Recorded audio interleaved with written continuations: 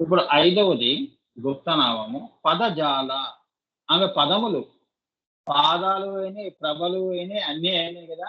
అంటే సర్వ సృష్టిలో గూడా పదద్వయము అంటే ఏంటంటే అమ్మవారు మనలో ఉంటూ ఇప్పుడు మనం చేస్తున్నవన్నీ ఈ పదద్వయ, పదజాల, పదప్రభ ఇవన్నీ ఉన్నాయే.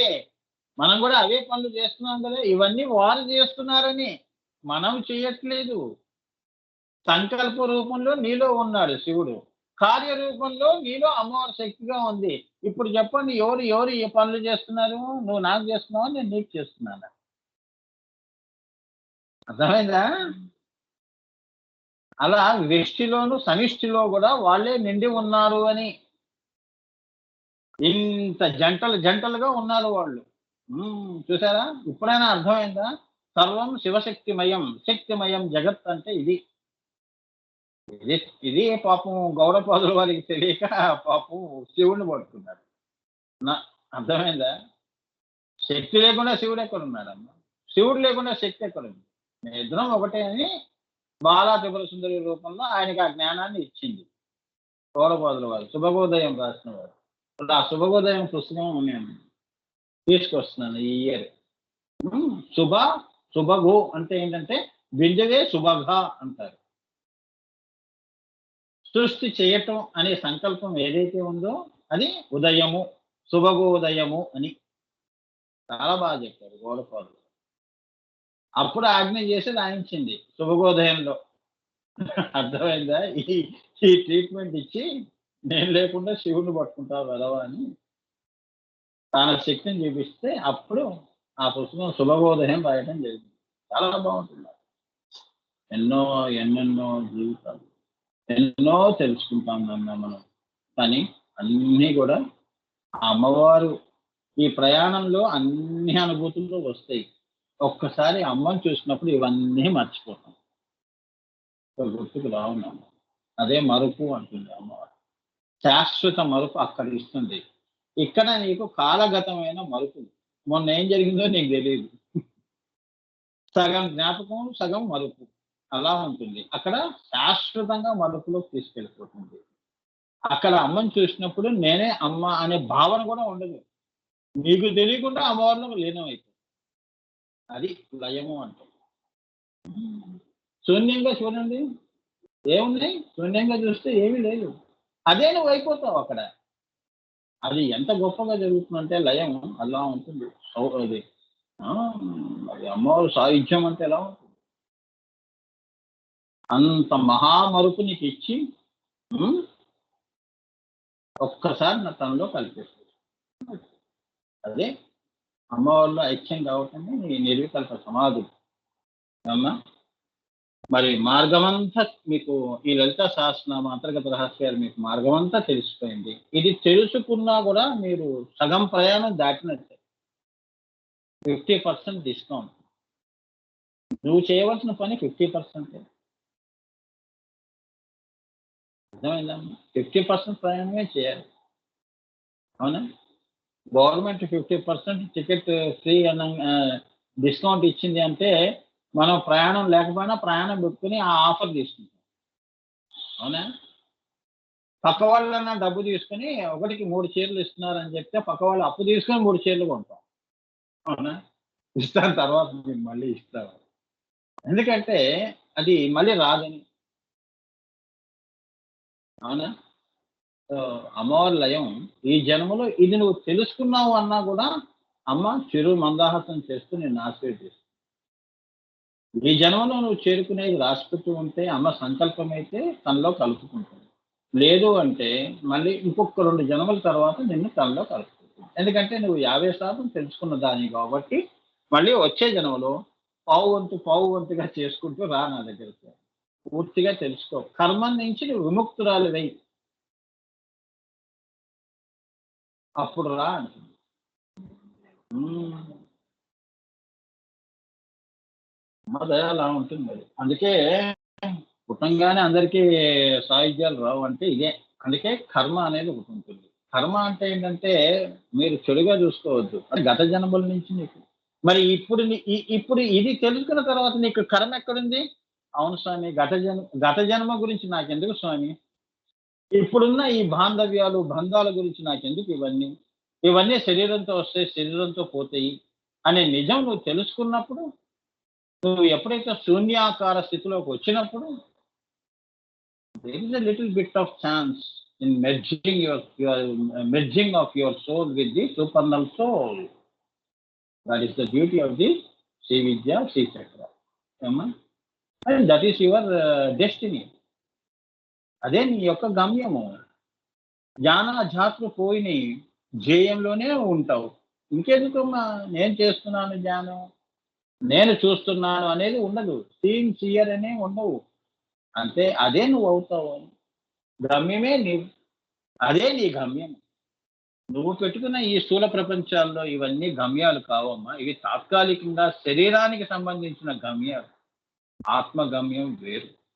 గుర్తుంచుకోండి. అది తెలుసుకున్నవాడు, వాడికి యోగం పట్టింది అంటారు. వాడే యోగి.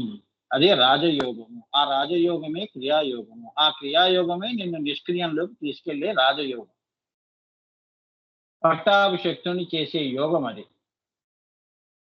అన్ని పరీక్షలు దాటితేనే నువ్వు శక్తురాలు అవుతావు అక్కడ బ్రహ్మకచ్చంలో.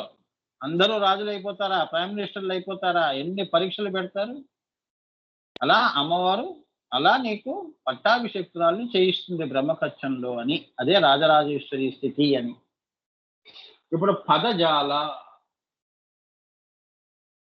పదజాలము అంటే భాష సారస్వత రూపమైన నాద స్వరూపమని ఒక అర్థం.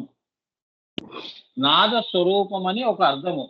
దేనికి పదజాలము అంటే భాషా సారస్వతము. సింపుల్ గా ఒక చిన్న ఎగ్జాంపుల్ చెప్తాను, దాన్ని బట్టి మీరు అర్థం చేసుకోండి. పెద్ద పెద్దవి అర్థం చేసుకోవాలి. నేను నా ఎగ్జాంపుల్ దగ్గర అయిపోవటం కాదు, ఇంకా పెంచాలి మీరు. భాషా సారస్వతం రూపమైన నాద స్వరూపము. ఇప్పుడు హ్రీంకారాసన గర్భితానలసిక అని ఉందనుకోండి. హ్రీంకారాసన గర్భితానలసిక, ఇది సారస్వతం. హ్రీంకారాసన గర్భితానలసికం అని ఉంది కదా. ఇది ఎలా వచ్చింది?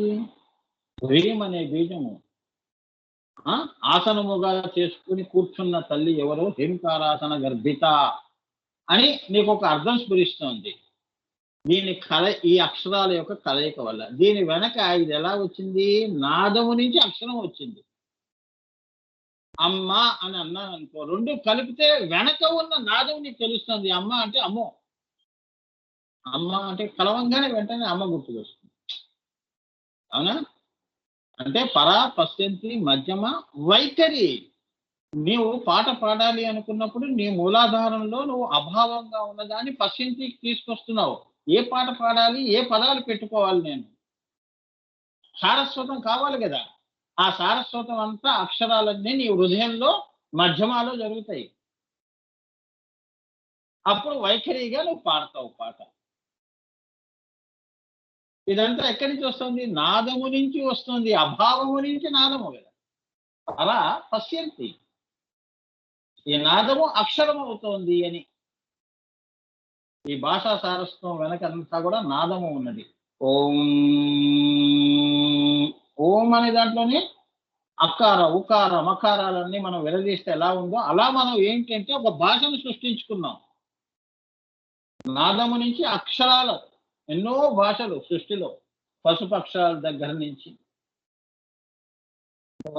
లక్షల భాషలు ఉన్నాయి ఈ భూమి మీద. అవునా? తమిళ మనకి తెలియదు, తెలుగు వాడికి తెలియదు. అలా కానీ అన్ని కూడా నాదం నుంచే వచ్చాయి. విత్తనం అదే నాదమే విత్తనం. ఆ విత్తనమే పరాపశ్యంతి మధ్యమ వైఖరిగా ఈ సృష్టి స్థూల సృష్టి అక్షరకృతి వచ్చిందని, శ్రీచక్రం వచ్చింది ఓంకారంగా అని. ఓంకారం చూసిన తర్వాత శ్రీచక్రం అని మనం చెప్పగలుగుతున్నాం. హ్రీంకారంలో ఏం చెప్తాం?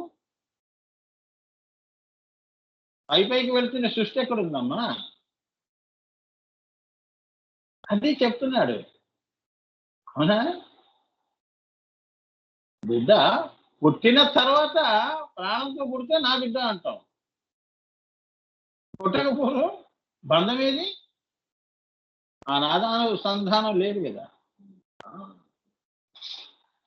అందుకే నాదాత్ అనుమనిషం, ఈ సర్వ సృష్టి నాదము నుంచి వచ్చిందని. అభావము భావమే, భావము అక్షరమై, అక్షరము నుంచి ఈ అణువులు పుట్టటం, ఈ అణువులన్నీ కట్టుకొనటం, అక్కడి నుంచి సృష్టి జరగటం, మనం పుట్టటం అని. అదే శ్రీచక్రము, సర్వసారస్వతము అని. ఇదే పదజాల.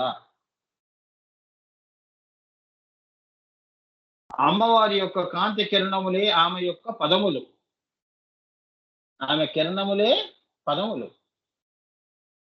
ఆవిడ మాట్లాడాలి కదా, మరి ఏం మాట్లాడింది? అవునా? ఈం శ్రీం హ్రీం ఓం, అది ఆమె పదములు. ఓరా అని ఒక్క మాట, ఆవిడ ఒక్క మాట చాలు. అందుకే మనం కూడా కింద అంటుంటాం చూడండి, నేను ఒక్కసారి చెప్తే 10 సార్లు చెప్పినట్టే. అంటే ఇది అమ్మవారిని దృష్టిలో పెట్టుకుని వీడికి అలవాటు అయింది. అది వాడికి తెలుసు, అది శ్రీ విద్య, వీడికి తెలియదు అది శ్రీ విద్య మాట అని. అలా మనకు తెలియకుండా ఎన్నో మన శ్రీ విద్యకు సంబంధించినవి చెప్పుకుంటున్నాం, అమ్మవారి లక్షణాలు. అదే అమ్మవారి విభూతులు. అర్థమైందా? అమ్మవారి విభూతులు అంటే మనకు తెలియకుండా ఆ విభూతులు మనం ఆపాదించుకొని మనం మాట్లాడేస్తున్నాం. ఒక్కటి దెబ్బ వేసానంటే మళ్ళీ జన్మలో అల్లరి చేయవు అంటుంటాను చూడండి. అదే అమ్మవారు కూడా, నీతో ఎందుకు నీ ముచ్చట్లు, ఓం అని చెప్పానుగా, ఆ ఓంతో చెప్పుకో పో, నిన్ను నువ్వు ఉద్ధరించుకో అంటుంది అమ్మవారు. ఓం పట్టుకో, ఓంకారం చెయ్యి, ఆ నాదం పట్టుకో, నేనేంటో తెలుస్తుంది అంటుంది. నేను నీకు చెప్పే పక్కింటి ఆవిడని కానీ కబుర్లు చెప్తాను, నీకు కావలసిన కబుర్లన్నీ ఓంలో పెట్టాను మాట్లాడుకో అని. అలా అర్థం చేసుకోవాలి సరదాగా. మరి ఓంకారం పట్టుకుంటే ఇంక నువ్వు ఇంకేం లేదు, ఇంకా నీకు ఈ ముచ్చట్లు ఆపేసేసి ఇంకా అమ్మ దగ్గరికే వెళ్తావు. అదే అబ్బా, మీకే అన్నీ తెలుసండి, మీరే నా యొక్క ఇది హ్రీం, హ్రీంలోకి వస్తాను, ఓ బంధం ఏర్పడుతుంది ఓంకారం నుంచి. అమ్మతో బంధం, అమ్మ ప్రేమ, అమ్మ ఒడి, హ్రీంకారం అమ్మ ఒడి. అవునా?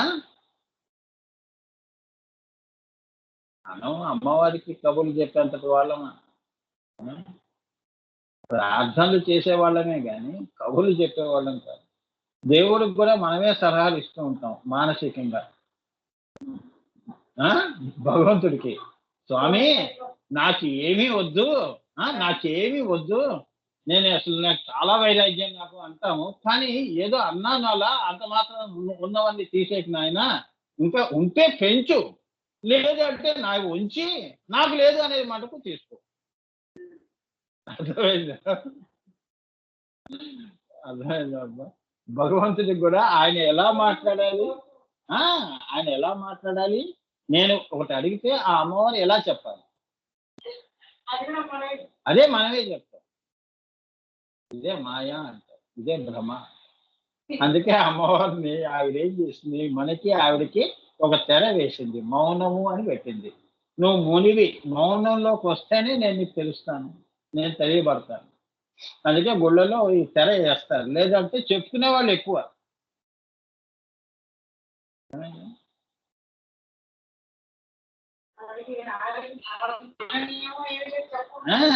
ఆవిడకి అమ్మవారికి చెప్తాం, అమ్మా నాకెంత వైరాగ్యం అంటే నీవు కూడా తెలుసుకోలేనంత వైరాగ్యం, ఆవిడ కూడా తెలియనంత వైరాగ్యం నాకు ఉందమ్మా. అసలు నాకు దేని మీద కోరిక లేదు అని చెప్పుకుంటూ అక్కడే పక్కనే ప్రసాదాలు తీసుకెళ్తూ ఉంటారు, నైవేద్యాలు. దాని మీద దృష్టి పెట్టి, లేకపోతే ఇంకో దాని మీద దృష్టి పెట్టి, అమ్మవారి అబ్బా ఈ నెక్లెస్ ఎంత, అమ్మా నాకు అసలు దేని మీద లేదమ్మా, నేను నెక్లెస్ చూస్తున్నా, నాకు అసలు కోరికే లేదు. అఫ్ కోర్స్ నువ్వు ఇవ్వాలనుకుంటే ఇవ్వు, కానీ నేను వైరాగ్యంగా వేసుకుంటాను అంటే ఇవ్వమనేగా, నీ తృప్తి కోసం వేసుకుంటా అని నువ్వు అలంకరించబడుతూ ఉంటావు. అవునా? సరదాగా చెప్తానమ్మా. అంటే ఇటువంటి భక్తిలో మనం చేసే ఈ యొక్క సంభాషణ అంతా కూడా భ్రమలో చేసేవి అని, భ్రమంలో కుదరవు అని పదజాల అంటే అది. సో పదములు చాలా జాగ్రత్తగా మాట్లాడాలి. అందుకే అంతే కదా, పదములు ఎలా ఉండాలి, సుభాషితాల్లా ఉండాలి. ఒక మాటలో ఓంకారంలో అమ్మవారు సర్వ సృష్టి రహస్యాలు ఎలా దాచిందో, పెద్దల మాటల్లో కూడా, గురువుల మాటల్లో కూడా అంత రహస్యం ఎక్కువ, దాచింది ఎక్కువ, చెప్పింది తక్కువ. అది తెలుసుకో. పదజాలం అంటే అది. సో మౌనం నుంచే అందరూ అర్థం అవుతారు. అంతేగాని వాదోపవాదాలతో ఎవరు బంధాలు ఏర్పరుచుకోరు. మౌనంగా ఉన్నాం అనుకోండి, అన్ని పక్షులు, పక్షులు కూడా మరి మునుల యొక్క ఆశ్రమంలో పూర్వం అన్ని జంతువులు కూడా క్రూరమృగాలు కూడా మరి వారి యొక్క కుటీరాల్లో ఎలా తిరిగాయి? అవునా? మౌనంతో ఆయనతో సంబంధం పెట్టుకున్నాం. జింకలు, లేళ్ళు, అవునా? కుందేళ్ళు, అన్ని జంతువులు ఆ ఆశ్రమంలో తిరుగుతూ ఉంటాయి. అవునా? అది చెప్తున్నాడు పదజాలం అంటే. ఈ రహస్యం వాళ్ళకి తెలుసుకున్నారు కాబట్టి వారెప్పుడూ బ్రహ్మాన్ని, అదే వాళ్ళు బ్రహ్మ వేదులు. బ్రహ్మని ఎరిగిన వాళ్ళు కాబట్టి, ఆ బ్రహ్మలోనే ఉంటారు కాబట్టి ఆ! వాళ్ళు మునులు. మనం ఆశ్రమం బయట ఉంటాం కాబట్టి, మాయలో ఉంటాం కాబట్టి మనకి కబుర్లు. ఈయనేమిటి? ఈయన ఎలా వండుకుంటాడు? ఏం తింటాడు ఈయన? నీకెందుకు ఆయన ఏం తింటాడు అనేది మనకెందుకు? అవునా? రాముల వారు కూడా మాంసాహారా అండి? ఆయన క్షత్రియుడు కదా! ఇటువంటి ప్రశ్నలు వేస్తుంది. ఆయన ఏం తిన్నాడో నీకెందుకురా? అవునా? మానవులు భ్రమలో ఆలోచన విధానాలు ఇలా ఉంటాయి. సో దిస్ ఇస్ ఇది కాదు పదజాలం అంటే ఇది కాదు. ఏమ్మా? నువ్వు మాట్లాడే ప్రతి మాట కూడా ఓంకారంలా మాట్లాడు. ఒకే అక్షరం మాట్లాడినా ఎక్కువ అర్థాన్ని దాచిపెట్టి తల్లి అమ్మ అనే పదంలో ప్రేమ ఎంత దాచిపెట్టబడి ఉంది? అవునా? నీకు ఎంత వయసొచ్చినా కూడా ఆ తల్లిని చూస్తే ఆ ప్రేమ ఆమెలో అలా ఉండిపోతుంది. అక్షరం చూస్తే రెండే. పదజాల రెండే పదాలు. దాని వెనక ఉన్నది ఎంతుంది? అది చెప్తున్నాడు. పదజాల అంటే అమ్మవారి యొక్క కాంతి కిరణములే ఆమె యొక్క పదములు. అదే ఓంకారం దాకా అని మరొక అర్థం. ఇక్కడ పదములు అంటే స్థూలమైన అర్థం తీసుకోకూడదు. స్థూలంగా పదములు అంటే అలా తీసుకోకూడదు. ఆమె కిరణములే ఈం, శ్రీం, హ్రీం, ఓం ఇవి పదములు. సర్వ సారస్వతము ఇందులో దాచిపెట్టి మనకి ఇస్తోంది. ఇవి జాలేరా ఓంకారం ఒకటి చాలు వెళ్ళు అంది.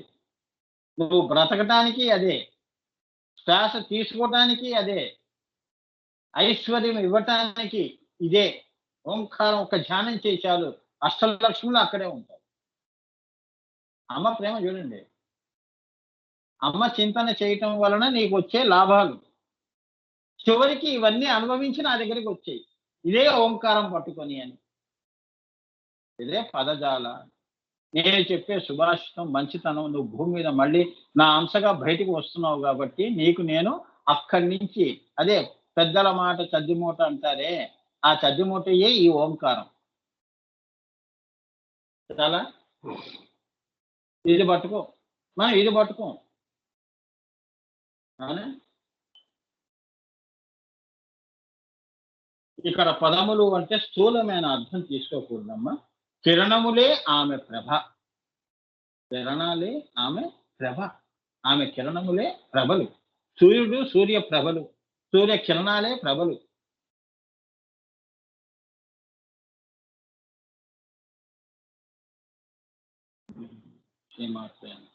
ఆమె ప్రభలే, ఆమె కిరణములే ప్రభలు. సూర్య ప్రభలు.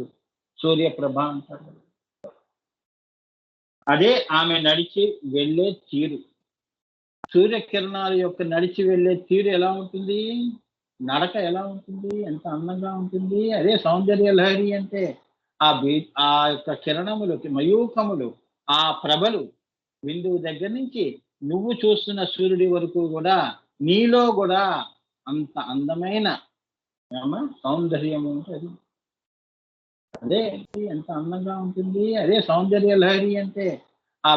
ఆ యొక్క కిరణములు, మయూఖములు, ఆ ప్రభలు బిందువు దగ్గర నుంచి నువ్వు చూస్తున్న సూర్యుడి వరకు కూడా నీలో కూడా అంత అందమైన సౌందర్యము ఉంటుంది. అదే సౌందర్య లహరి ఆదిశంకరాచార్యులు రాసింది. అదే ఆమె నడిచి వెళ్ళే తీరు. మందగమన. అమ్మవారు అంత అందంగా నడుస్తుంది, కిరణాలు అంత అందంగా ఉంటాయి. అందము అంటే ఒక చోట ఒక రూపంలో బంధించి చూసి ఆనందించే అందం కాదు ఆవిడది. అమ్మా! అందము అంటే ఇప్పుడు ప్రకృతిని చూసామనుకో, ఇప్పుడు చక్కెర ఉంది. చక్కెరలో మాధుర్యం, సృష్టిలో మాధుర్యం. అందమైన ప్రదేశం వెళ్ళినప్పుడు నీకు నీ మనసు రంజింపబడుతుంది. అంటే ఆ దృశ్యము వస్తువులు కాదక్కడ. సరస్సులు, కొలనులు ఇవి చూసి నువ్వు అందం అనుకోకూడదు. దాని వెనకున్న భావము అందం. విగ్రహం కాదు. మలిచిన వాడు శిల్పి ఎవడురా? అది అందం. అమ్మవారి అంత ఈ సృష్టి ఇంత అందంగా చేసిందంటే ఆవిడెంత మహా సౌందర్యం అని అలా చెప్తున్నాడు. ఆమె నడిచి వెళ్ళే తీరు. ఒక పువ్వుని పుట్టించాలి అంటే ఆ బిందువు నుంచి వచ్చిన ప్రభ దీన్ని ఇలా చూపించింది నీకు కళ్ళ ముందు. ఎందుకంటే మహత్తులు ఏం చూపిస్తారమ్మా? గాల్లోంచి విభూతులు చేయడం లేదు. ఏమి? గాల్లోంచి విభూతులు, నెక్లెస్‌లు, బంగారాలు చూస్తే ఎట్లా? అమ్మవారి ముందు ఎలా ఉంటాయి ఇటువంటివి చేస్తే? అనిమాసిద్ధి, లగిమాసిద్ధి, భరిమాసిద్ధులు చేసుకుంటూ బతుకుతావరా వెధవా? అందుకే అమ్మవారు మనకేం చేస్తుంది? అటువంటివి తీసేస్తుంది. మనం చేయలేమని కాదు. అది తీసేస్తుంది. తీసి ఏం చేస్తుంది అమ్మవారు? మీ మాటే శుభం భూయాత్ అంటుంది. నువ్వు ఏం చెప్తే అదే జరుగుతుంది వెళ్ళు అని ఒక వరం ఇస్తుంది. అందుకే మనకి ఆ సిద్ధుల వైపు గురువులను అమ్మవారు పంపించదు. ఇది మా స్వానుభావం. అలా మేము చేసాము. అలా అమ్మ నడిచి వెళ్ళే తీరు, ఆ ప్రభలే పంచభూతములను సృష్టిస్తాయి. అంతే కదా! అమ్మ కిరణంతోనే, ఈ నాదముతోనే అణువులొచ్చాయి. ఇప్పుడు మనం ఎలా పుట్టాము? నీటి నుంచి పుట్టాము. శోణితాలు, శుక్ర శోణితాలు అవెక్కడి నుంచి వచ్చాయి? నీటి నుంచి వచ్చాయి. ఆ నీరు ఎక్కడి నుంచి వచ్చింది? పంచభూతాలు. పంచభూతాలు ఎక్కడి నుంచి వచ్చాయి? సూర్యచంద్రుల నుంచి. సూర్యచంద్రులు ఎక్కడి నుంచి వచ్చారు? అమ్మవారి దగ్గర నుంచి వచ్చారు. బిందువు నుంచి. అది చెప్తున్నాడనమాట. అది వరస. ఈ వరస మర్చిపోకండి. ఈ దారి గనుక మీరు తప్పారు అంటే ఇంకా శ్రీ విద్య మీ జన్మలో అర్థం కాదు. మీ దారి అందుకే ముగ్గు వేసుకుంటూ వెళ్ళండి పైదాకా. మళ్ళీ పైనుంచి ఒక ముగ్గు. అలీబాబా 40 దొంగల్లో ప్రతి ఇంటికి ఆ కథ చదవండి. దారి అలీబాబా ఇల్లు ఎక్కడ అంటే ముగ్గేసుకుంటూ అలా ఒక ముగ్గేసుకోవాలన్నమాట మనం. లేదు అంటే ఇది అమ్మవారి నడిచే బాట నువ్వు తప్పావు అంటే బాధ పడిపోతావు. నీకు శ్రీ విద్య గారిగా అంతా శ్రీ విద్య కనిపిస్తుంది. అర్థమైందా? అందుకే గురువు అంత దగ్గరగా ఉండి నీ దగ్గరగా ఉండి నిన్ను చేతిలో చేయి పెట్టుకొని తీసుకెళ్తారు. అవునా?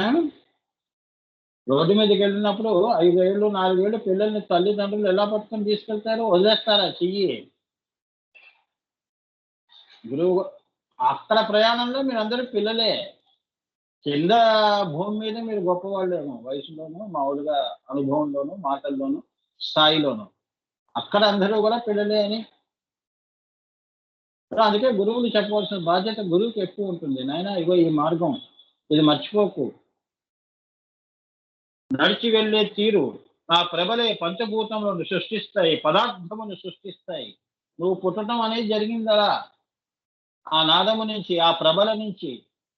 అదే నీ ఆత్మగా ఉంది అమ్మవారు. ఆ ప్రభయే నీ ఆత్మ. పదార్థ మాత్ర పరిజ్ఞానము గల మనం ఆ పైన దానిని అర్థం చూసుకోలేము. అందుకే ఈ పదార్థంగా శరీరంగా ఆ మన మూలాన్ని తెలుసుకోవటం అంత సామాన్యమైన విషయం కాదు. అది మనం ఎప్పుడు కూడా తెలుసుకోలేము.